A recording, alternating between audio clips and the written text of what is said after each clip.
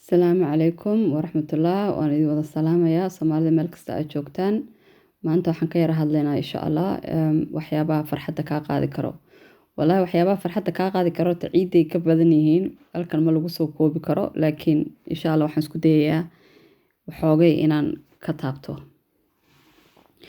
horta waxaan u maleynayaa waxyaabaha imika wadamadan aynu joogno especially maxay heedee ta ugu weyn ee horta imika inawaashi inay tahay social media yacni qofkii ibn aadanka imika waxa laga yaabaa telefoonkiisa saynu isu daba wadnaa habeenkii markaynu labada indhood isku qabanayno waxa u dambeeyaynu aragnaa waa isaga telefoonkaas markaynu indhaha kasoo kala qaadno waxa u horeeyaynu aragnaa waa isaga maxay heedee taas horta ta ugu xun ee maaragtay farxadda inaga qaadaysa weeyaan sababta tahay qof isagu social media waxayse soo dhigay idinku ma aragteen qof maxay aheeday wasakh ah ama gurigiisa wasakh ah oo wax idiin soo duubaya social media soo gelinaya way yartahay qof kasta wuxuu maxay aheeday meesha isu soo dhigaa adigu in yaroo nolol yaroo macaan buu ina tusaa indha sarceed like saxar maxaa la dhihi jiray sixir camal oo kale in yaroo maaragtay aan noloshoodii waxa laga yaabaa inay ka mid ahayn ayaynu aragnaa haddana waxa laga yaabaa dhibaato weyn inay inagu hayso oo qofkiioo markaad makeup inantii u yara marsan tahay wiilkii halkan shaar iyo u yara cad uu xiran yahay markaynu aragno inaan isaa qofkan uu inaga nolol qurux badan yahay uu inaga nolol wanaagsan yahay uu inaga you don't know waxay rabaan inay iyagu ku tusaan bay dadkaas ku tusayaan noloshii runta ahayd ma ahan because nolosha runtii iyagoo maray maalmaalinay ku kacsantay baa jirta maalmaalinaana inay sararta ka kacaan rabin baa jirta maalmaalinaana inay iyaguba maxay khaatiyaan ay yihiin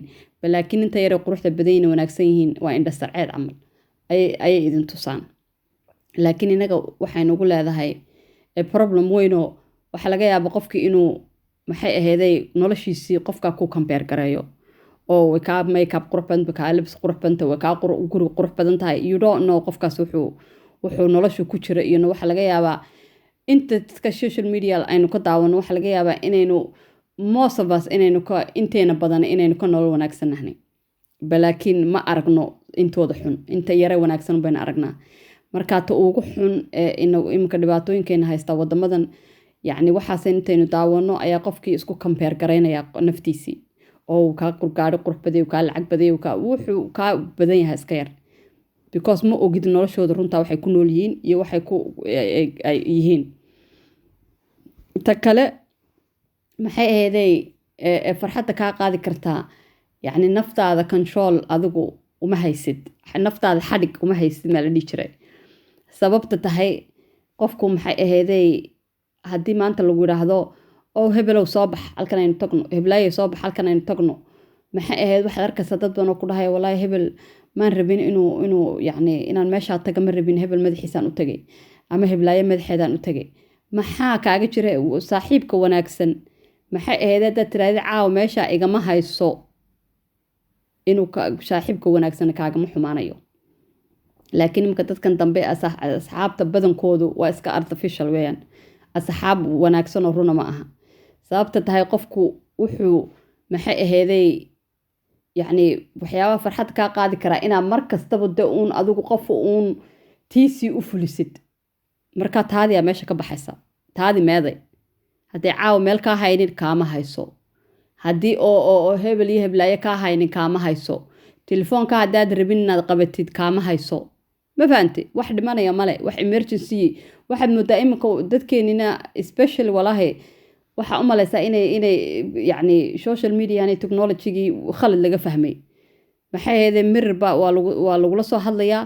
second minute haddaanad ka qabanin waa lagugu soo celinayaa haddii aad ka qabanin oo maxaad qabanaysaa telefonkayga qaban weyda magaalo jooga xunimana xumo qof weyn oo soo taagan oo intaa leeg baad leedahay telefoonka maxaad qabanaysaa telefonkayga qaban weyda sida ilmo yaroo aad dhashay inuu yahay marka dhibaatooyin badan baa dadkeena iska haystaa maxay ahaydey inaad adigu naftaada aad xadhigga u haysid oo maxay farxadda waxa ku gelin karaa maskaxdaada dejisid wixii aanay kaa haynin kaama hayso maxay ahaydey inaad naftaada daacad u noqotid naftaada markaad daacad u noqoto waxaad arkaysaa dad badan oo ku odhanaya hebel daacad ma aha, heblaaya daacad ma aha, hebel kale kan ma aha. maxay aheeday adigu balorta iska bilow naftaada adigu daacad u noqo oo adigu because qof kale mas-uulka ma tihid yacni maanta ilmaha dhashay baanad control badan u hayn karin markaa naftaada laakiin adigu ilaahay ku siiyey inta ilaahay ka sokaysa nafta adigaa mas-uul ilaahay kaaga dhigay dabeetana haddii lagu idhaahdo kaale naartaynu ku dhacayna maad kula dhacaysa qofkii waa maya qof weyn buu ilaahay kaa dhigay wixii aanad adigu kuu fiicnayn aanad rabin aanay kaa haynin aanay kaa hayn kaama hayso khasamaha jacaylku kii wanaagsan walaalkii wanaagsan uu kuula fahmayaa kii kalena isaga u taalaa laakiin Soomaali hadaynu nahay maxay aheeday naftaada horta marka hore qanci waxaan u badannahay hebel iyo heblaayeen inaynu qancino dabeetana taada meesha ka baxaysa adigii baa stress noqonaya meeshan lagu geeyay habi kuma tiid waxaan dhanaad sameynaysid habi kuma tiid haddana waad ku dhex jirtaa dee ilmo yaroo la dhalay un baan maaragtay caqligiis ku filaynoo hooyadii kolba dhinacay u jiidato uu ka haystaa qofka hadduu ilaahay qof weyn ka dhigayo oo maxay ahayd mas-uul aad naftaada aad ka dhigtood qaangaan dhaaftay naftaada adaa mas-uulka ah maxay halkaa igama ahayn inaan taga hebel baa igeliye iyo maxay aheeday waxaasoo dhan ka bax adaa nafta ilaahay mas-uulkaaga dhigay wixii farxadaadii iyo maxay aheeday caafimaadkaaga u wanaagsan adiga inaad adigu kaa yimaado adigu maxay aheeday imika wadamadan dadkii lugooyada badatay maxay aheeday dhibaatooyinka baa iska batay marka adigu haddaan shaydaanadii baa iska batay adigu caawid bilaashtarjina daad iska odhan which is law of the people imika aan ku dhex jirna ay shaydaan u badan yihiinbu adigu haddaad shaydaanka iska naarinoo dadka adigu iska celinin wax kaa maxay aheeday farxadaad helaysaa iska yaraanayso because qof haddaad markastaba midda kale farxadda dad markastaba negative ah dad markastaba xaasid ah dad markastaba maxay aheeday uun xumaanun ka shaqaynaya haddii aad ku dhex jirto waa imika adigoo yidhaahda gurigan ku dhex jiro maxay aheeday bal adu meel kasta ka nadiifi oo maxay aheeday oo unsi ku shid oo wax kasta samee hadduu xaar gurigaa dhex yaallo ma udgoonaanaya gurigaas marka inagoo xaar dadkii kuwa guryahooda ku wada fadhiyaan ayuu doonaya inuu nolol fiican gaadho qofkii uu happy noqdo uu farxad helo maxay aheeday adigu waa marka hore inaad nadiifisid gurigaaga nadiifi gurigaagana ma aha anugu kama wado gurigaagu xaar dhex yaala laakiin waa maskaxdaada dadka aad Soomaalidu waxay tiraa wuxuu fare asxaabtaadu tahay baad adiguna tahay dadkaad markasta la socoto markasta ama la hadlaysa ama la joogtid yacni fikradiyo badan baad iskaga mid noqonaysaan shimbirkusa la duulaasa maad maqli jirin markaa qofkii xataa adigu qof wanaagsan haddaad tahay oo dad xunun ku dhex jirto sidaad ugu dhex jirto adiguna hadhowto adigu xaarkaa waxa kaa soo gaaraya maxay aheeday wax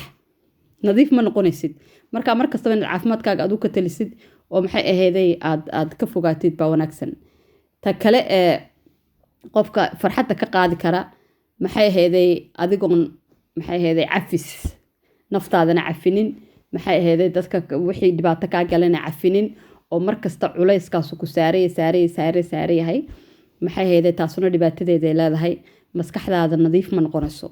islaa guriga markaad guryaha hagaajino gabdho Soomaali haddaynu nahay uun siyar ku shidno yacni waa dareemaysaa udgoonka iyo quruxda gurigaas uu leeyahay marka laakiin xooga badankeenu maskaxdeenu maxay aheeday iyadoo qudheedu waana meesha ugu importansanaad ka soconayso inaad ilaashato oo wixii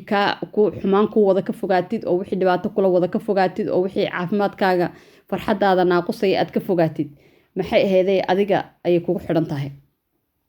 waxaad arkaysaa maxay aheeday yacni waxyaaba farxadda kaa qaadi karo xaasid inaad tahay because hadduu qofku xaasid yahay maxay aheeday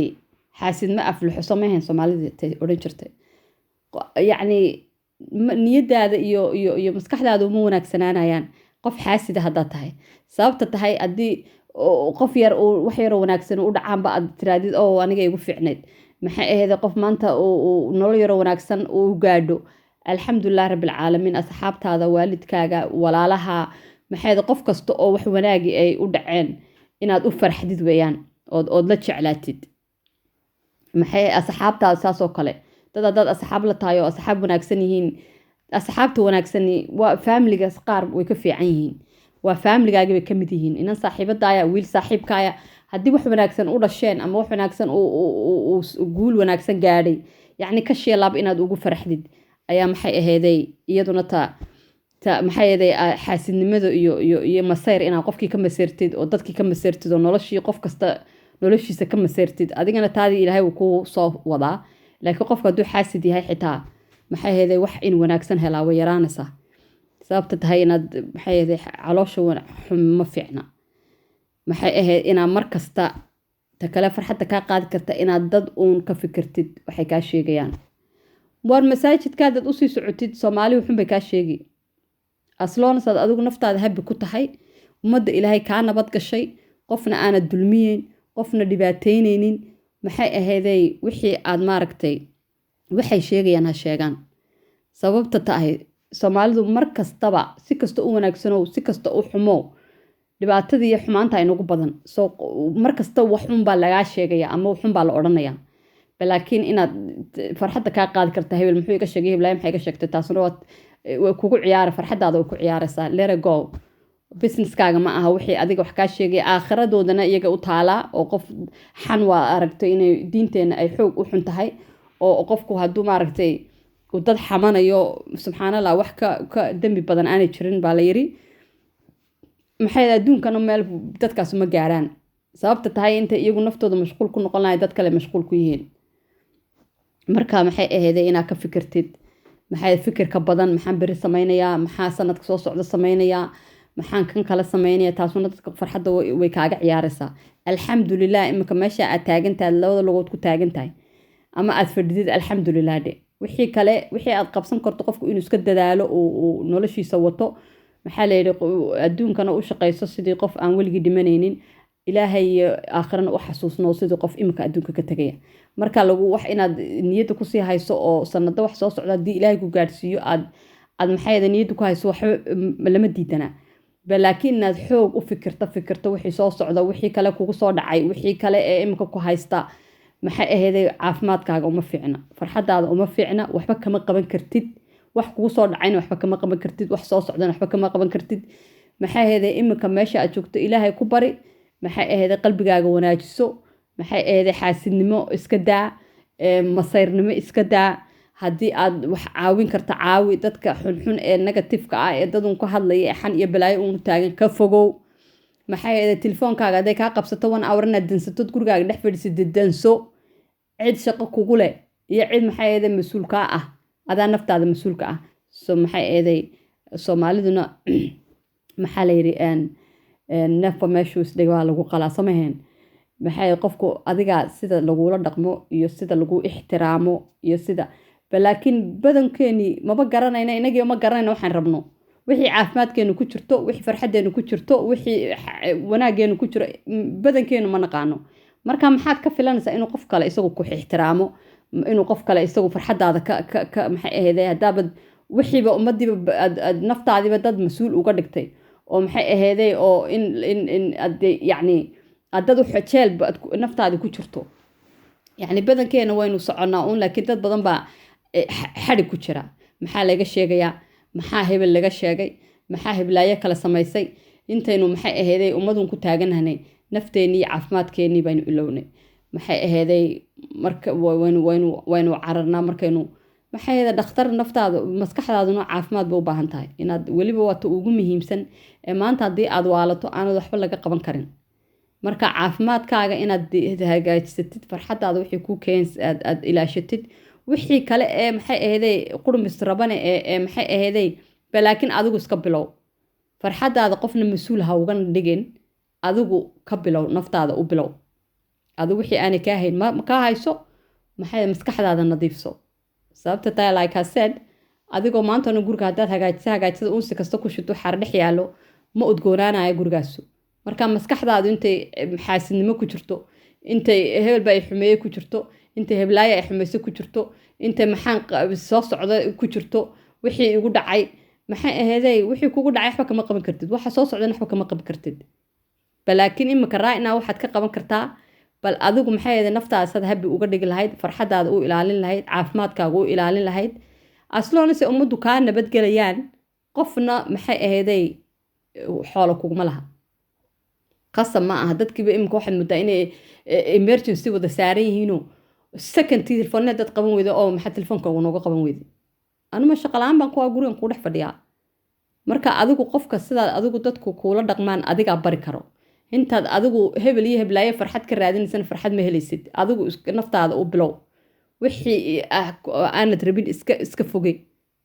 hay asalaamu calaykum